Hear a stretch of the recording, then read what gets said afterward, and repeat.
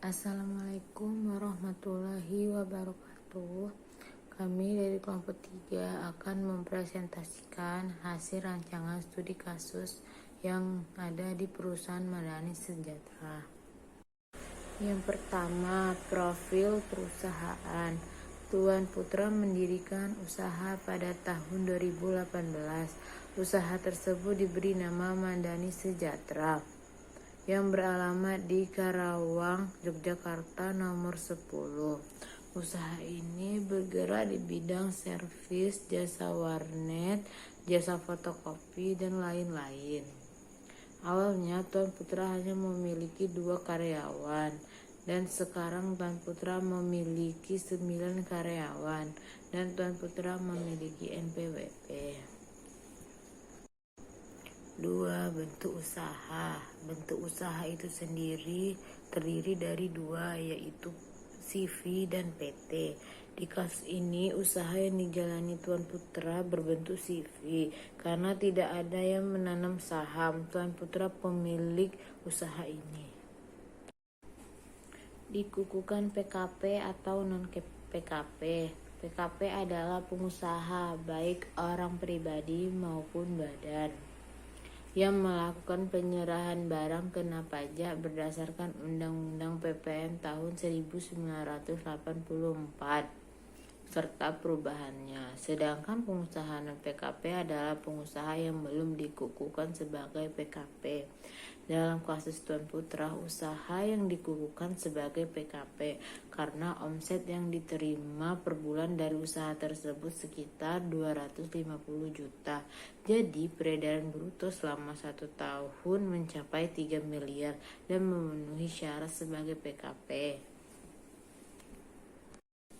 Alternatif pembukuan. Ada 2 cara alternatif pembukuan. Yang pertama, tax planning PPN, yaitu perencanaan pajak untuk meminimalkan pajak PPN yang terutang dengan menggunakan strategi yang diperbolehkan menurut Undang-Undang Perpajakan. Yang kedua, tax management adalah seluruh upaya yang dilakukan wajib pajak untuk mengelola aktivitas atau penerapan perpajakan secara ekonomi efektif dan efisien. Perencanaan aset. Yang pertama, penyusutan. Penyusutan adalah alokasi jumlah suatu aset yang dapat disusutkan sepanjang masa manfaat yang estimasi. Yang kedua, penilaian aset. Penilaian aset proses menentukan pasar wajar atau present value atau nilai sekarang dari aset.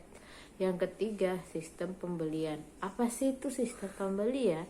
Sistem pembelian merupakan sistem yang selalu digunakan oleh perusahaan dalam pengadaan barang yang dibutuhkan di perusahaan. Yang keempat, sewa guna usaha.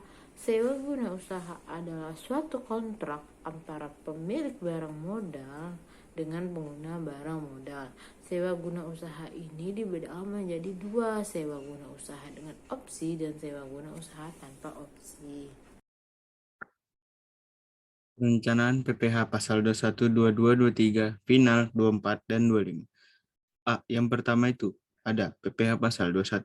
PPH pasal 21 adalah pemotongan pajak atas penghasilan sehubungan dengan pekerjaan jasa atau kegiatan dengan nama dan dalam bentuk apapun yang diterima atau diperoleh wajib pajak orang pribadi dalam negeri. Subjek pajak atas PPH 21 adalah pegawai penerima uang pesangon, pensiunan, tunjangan hari tua, jaminan hari tua, ahli waris, dan wajib pajak di kategori bukan pegawai yang menerima atau memperoleh penghasilan dengan pemberian jasa. Sehubungan dengan pemberian jasa. Selanjutnya itu objek pajak pasal 21, PPH 21 adalah penghasilan yang diterima tetapi tidak semua objek pajak. Itu dikenakan PPH 21. Penghasilan yang dikenakan PPH 21 itu yang pertama ada pegawai yang penghasilan yang diterima oleh pegawai tetap. Yang kedua itu ada uang pensiunan. Yang ketiga itu ada uang pesangon. Yang keempat itu aja penghasilan PPH 21 tanpa MPWP itu dikenakan lebih tinggi 25% dari tarif yang diterapkan terhadap wajib pajak yang memiliki NPWP. Tarif pajak penghasilan PPh 21 dengan NPWP seperti yang ada tabel di berikut ini. Bisa dilihat seperti ini. Tarif PPh 21 pada dasarnya itu dibagi menjadi dua, yaitu PPh 21 untuk penerima penghasilan wajib pajak memiliki NPWP dan penerima penghasilan yang tidak memiliki NPWP. Selanjutnya itu ada penghasilan kena pajak. Yang pertama itu pegawai tetap dan penerima pensiunan berkala dikenakan PKP sebesar penghasilan neto dikurang PTKP terbaru. Yang kedua itu pegawai tidak tetap dikenakan PKP sebesar penghasilan bruto dikurang PTKP terbaru, dan yang bukan pegawai yang menerima atau memperoleh penghasilan sehubungan dengan pemberian jasa dikenakan 50% dari atas PTKP dari jumlah penghasilan bruto dikurangi PTKP dalam 1 bulan. Selanjutnya itu ada PTKP, wajib pajak pribadi. Yang pertama itu ada wajib pajak pribadi berstatus tanpa tanggungan sebesar 54 juta. Yang kedua itu ada penghasilan istri ditambah dengan suami sebesar 54 juta. Yang ketiga itu ada wajib pajak pribadi dengan status kawin sebesar 4.500.000, dan setiap anggota keluarga yang sedara menjadi tanggungan maksimal 3 tanggungan mendapat tambahan sebesar 4.500.000. Selanjutnya ada status penghasilan tidak kena pajak sebagai berikut.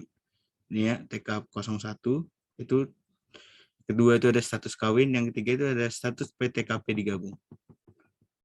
Selanjutnya itu ada tanggal penyetoran dan pelaporan pasal 21 setiap bulannya. Ini contoh dari penghitungan pajak PPh 21 karyawan Tuan Putra.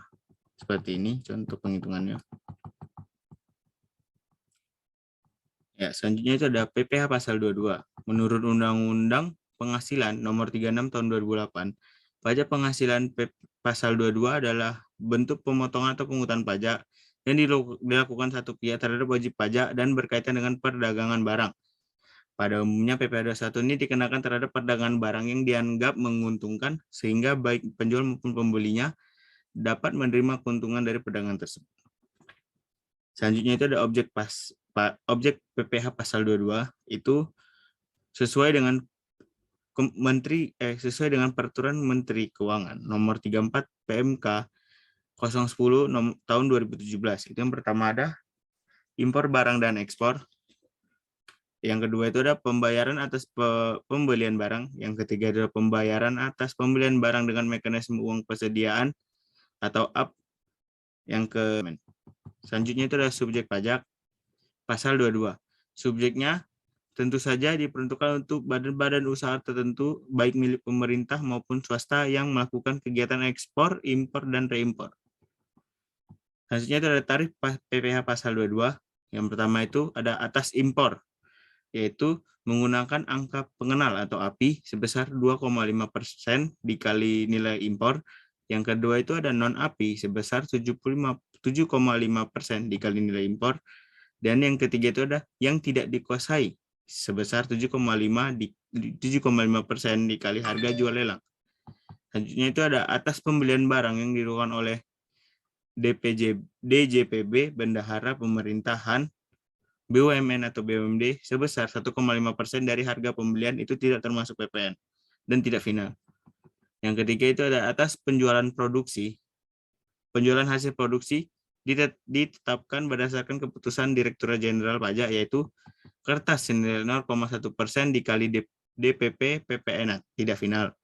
Yang kedua itu ada semen sebesar 0,25% dikali DPP PPN tidak final. Dan yang ketiga itu ada 0,3% dikali DPP PPN tidak final. Dan yang keempat itu ada otomotif 0,45% dikali DPP PPN tidak final. Selanjutnya itu ada atas persen dikali nilai impor. Jadi penjelasan di atas, PT Madani ini tidak terkena PPh pasal 22 karena mereka merupakan PT yang bergerak di bidang jasa servis komputer. Selanjutnya itu ada PPh pasal 23. PPh pasal 23 ini adalah pajak yang dikenakan oleh penghasilan atas modal penyerahan jasa atau hadiah penghargaan selain yang telah dipotong PPh pasal 21. Tarif PPh 23 dan objeknya. Tarif PPh 23 itu dikenakan atas nilai dasar pengenaan pajak atau DPP atau jumlah bruto dari penghasilan. Ada dua jenis tarif yang dikenakan penghasilan. Yang dikenakan pada penghasilan yaitu 15% dan 2%. Daftar tarif pajak PPh 23. Tarif 15% dari jumlah bruto yakni dividen, hadiah, dan penghargaan selain yang telah dipotong oleh PPh 21. Yang B itu tarif 2% dari jumlah bruto, yakni sewa kecuali sewa tanah dan sewa bangunan, jasa teknik, jasa manajemen, jasa konstruksi, jasa konsultan, dan imbalan jasa lainnya. Dan yang ketiga itu wajib pajak yang tidak ber-NPWP akan dipotong 100% lebih tinggi daripada tarif PPh pasal 23.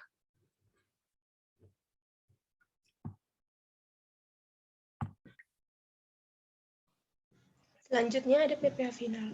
PPh final adalah pajak yang dikenakan dengan tarif dasar pengenaan pajak tertentu yang berbeda dengan pajak secara umum atas penghasilan yang diterima atau diperoleh sepanjang tahun berjalan. Pajak penghasilan yang sudah bersifat final tidak dapat dikreditkan dengan PPh terutang. Penghasilan yang telah dikenakan PPh final tidak akan dihitung lagi pajak penghasilannya pada SPT dengan penghasilan lain yang tidak final atau non-final untuk dikenakan tarif progresif sesuai pasal 17 ayat 1 UU PPh.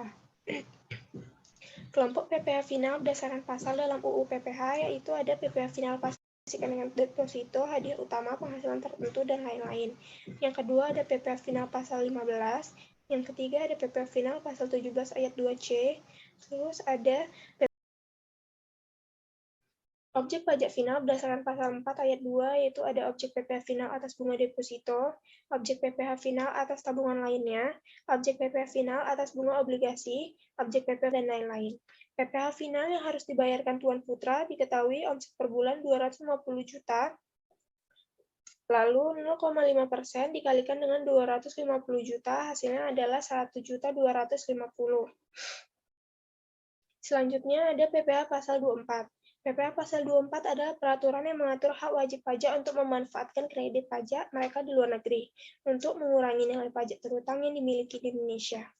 Pasal 24 ayat 2 UU PPh besar kredit pajak adalah sebesar pajak penghasilan yang dibayar atau terutang di luar negeri, tetapi tidak boleh melebihi perhitungan pajak yang terutang berdasarkan UU PPh nomor 36 tahun 2008.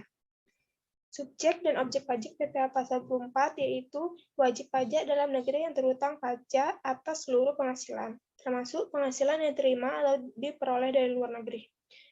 Lalu yang kedua ada objek PPh pasal 24 adalah penghasilan yang berasal dari luar negeri. Sumber penghasilan kena pajak yang dapat digunakan untuk memotong hutang pajak Indonesia. Yang pertama ada pendapatan dari saham dan surat berharga. Yang kedua ada penghasilan berupa bunga, royalti, dan sewa. Yang ketiga adalah penghasilan berupa imbalan. Jadi dari penjelasan di atas, kasus Madani Sejahtera tidak ada perhitungan PPh pasal 24 dikarenakan usaha Tuan Putra menjalankan usahanya di dalam negeri. Yang selanjutnya ada PPh pasal 25. PPh pasal 25 adalah jenis pajak penghasilan yang dibayar secara angsuran. Tujuan adanya jenis pajak tersebut adalah untuk meringankan beban dari wajib pajak. Dalam pasal 25 terdapat 3 klasifikasi tarif yang diperlakukan bagi suatu badan usaha. Yang pertama, jika penghasilan bruto dari wajib pajak bersangkutan kurang dari 4,8 M, maka tarif yang diberlakukan adalah 1%. Jika penghasilan bruto dari wajib pajak bersangkutan lebih dari 4,8 M sampai 50 M, maka tarif yang diberlakukan adalah 0,25 dikali PKP. Jika penghasilan bruto dari wajib pajak bersangkutan lebih dari 50 M, maka tarif yang diberlakukan 25% dikali PKP. Selanjutnya ada perencanaan struktur modal perusahaan. Struktur modal adalah perimbangan atau perbandingan antara modal asing dengan modal sendiri. Modal asing adalah utang jangka panjang maupun utang jangka pendek. Struktur modal yang optimal adalah struktur modal yang mengoptimalkan keseimbangan antara risiko dan pengembalian sehingga memaksimumkan harga saham. Struktur modal merupakan masalah yang penting bagi perusahaan karena baik buruknya struktur modal akan mempunyai efek langsung terhadap posisi finansial perusahaan. Lalu ada perencanaan SPT tahunan badan. Surat pemberitahuan tahunan atau SPT pajak PPh badan adalah surat yang membuat bukti pembayaran pajak tahunan yang disetorkan oleh sebuah badan. Bukti dari SPT ini wajib dilaporkan ke pihak Dirjen Pajak yang bisa dilakukan secara online. Yang dimaksud dengan badan sendiri adalah sekumpulan orang dan atau modal yang merupakan kesatuan, baik yang melakukan usaha maupun yang tidak melakukan usaha. Bentuk badan dapat berupa 1. Perseroan terbatas atau PT, perseroan komanditer atau CV, perseroan lainnya seperti BUMN, BUMD, dan lain-lain. Tarif pajak PPh badan secara umum adalah 25% dari penghasilan kena pajak atau PKP. Yang dimaksud dengan penghasilan kena pajak adalah hasil perhitungan dari penghasilan selama 1 tahun yang dikurangi biaya-biaya yang dikeluarkan oleh badan tersebut. Perhatikan biaya-biaya yang tidak dapat dikurangkan, misalnya pembagian laba, pembagian sisa, hasil usaha koperasi, biaya kepentingan pribadi pemegang saham, dan lain sebagainya. Selanjutnya ada strategi perencanaan pajak. Perencanaan pajak atau tax planning menurut Swandi 2008-26, perencanaan pajak adalah langkah awal dalam manajemen pajak. Pada tahap ini dilakukan pengumpulan dan penelitian terhadap peraturan perpajakan agar dapat diseleksi jenis tindakan penghematan yang akan dilakukan. Menurut Zain, mengungkapkan bahwa perencanaan pajak merupakan tindakan perstrukturan yang terkait dengan konsekuensi potensi pajaknya yang tekanan kepada pengendalian setiap transaksi yang ada konsekuensi pajaknya. Tujuannya adalah bagaimana pengendalian tersebut dapat mengefisienkan jumlah pajak yang akan ditransfer ke pemerintah melalui apa yang disebut sebagai penghindaran pajak atau tax avoidance dan bukan penyeludupan pajak atau tax evasion. Pengenaan pajak melalui transaksi yang bukan merupakan objek pajak. Yang selanjutnya ada tax evasion. Yang pertama ada menghindari pelanggaran atas peraturan perpajakan dengan menguasai peraturan pajak yang berlaku. Perusahaan dapat menghindari timbulnya sanksi perpajakan berupa sanksi administrasi, denda, bunga, atau kenaikan. Kedua ada sanksi pidana atau kurungan.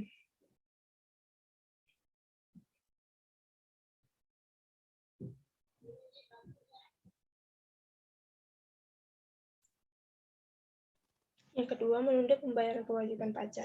Menunda pembayaran kewajiban pajak tanpa melanggar peraturan yang berlaku dapat dilakukan melalui penundaan pembayaran PPN. Penundaan ini dilakukan dengan menunda penerbitan faktur pajak keluaran hingga batas waktu yang diperkenankan, khususnya untuk penjualan kredit. Dalam hal ini, penjual dapat menerbitkan faktur pajak pada akhir bulan berikutnya setelah penyerahan barang. Yang ketiga, ada mengoptimalkan kredit pajak yang diperkenankan. Mengoptimalkan kredit pajak yang diperkenankan, wajib pajak sering kurang memperoleh informasi mengenai pembayaran pajak yang dapat dikreditkan, yang merupakan pajak dibayar di muka, misalnya PPh Pasal 22 atas pembelian solar dan atau impor dan fiskal royalti atas perjalanan dinas pegawai. Wajib pajak negara swasta atau usahawan yang punya penghasilan bruto atau omset di atas 4,8 miliar setahun yang punya NPWP wajib menjalankan kewajiban pajaknya sebagai berikut. Membayar angsuran pajak PPh Pasal 25 setiap bulan. Disetor paling lambat tanggal 15 bulan berikutnya ke bank atau ke kantor pos.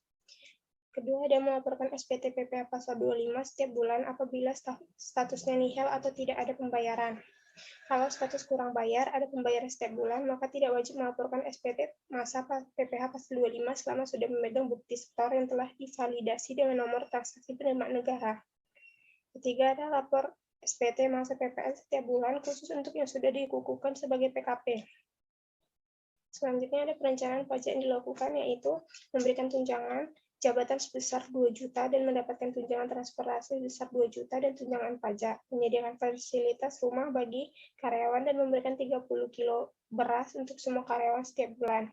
Terus toko Tuan Madani belum memiliki karyawan khusus untuk menangani administrasi perpajakan, jadi secara langsung tidak melakukan kegiatan tax planning. Selanjutnya ada biaya yang disesuaikan dengan perencanaan. Biaya lain yang mungkin akan muncul adalah jika toko Madani tidak memiliki surat izin usaha perdagangan atau SIUP, maka pelaku usaha yang dilakukan kegiatan usaha perdagangan dikenakan pidana selama 4 tahun penjara dan denda paling banyak 10 miliar, sesuai dengan pasal 106 UU Perdagangan. Jika Tuan Madani membuka toko di luar negeri, maka penghasilan dari luar negeri akan dimasukkan sebagai penghasilan OP pada menghitung SPT tahunan OP. Untuk pajak yang akan dipotong oleh negara yang bersangkutan, dapat menjadi kredit pajak PPh Pasal 24 dengan menggunakan perhitungan pengkreditan pajak PPh Pasal 24. Selanjutnya ada penutup. Itu kesimpulan dan saran. Kesimpulan, toko madani belum memiliki karyawan khusus untuk menangani administrasi perpajakan dan belum mengurus SIUP serta administrasi perpajakan. Yang kedua, ada perencanaan perpajakan atas pajak penghasilan. Dalam penentuan beban pajak yang paling efisien pada perusahaan adalah mengurangi beban pajak atau menekan jumlah pajak yang terutang lebih kecil dari yang seharusnya, atau membayar kewajiban pajak dengan jumlah seminimal mungkin tanpa melanggar undang-undang perpajakan. Tiga, ada dengan penerapan perencanaan pajak yang sesuai dengan perundang-undangan, maka perusahaan bisa menghemat. Pihak toko madani seharusnya mencari karyawan khusus untuk menangani administrasi perpajakan dan mengurus SIUP serta administrasi perpajakan, dan pihak toko madani harus mengerti tentang peraturan perpajakan untuk menghindari permasalahan yang tidak diinginkan. Sekian presentasi dari kami. Wassalamualaikum warahmatullahi wabarakatuh.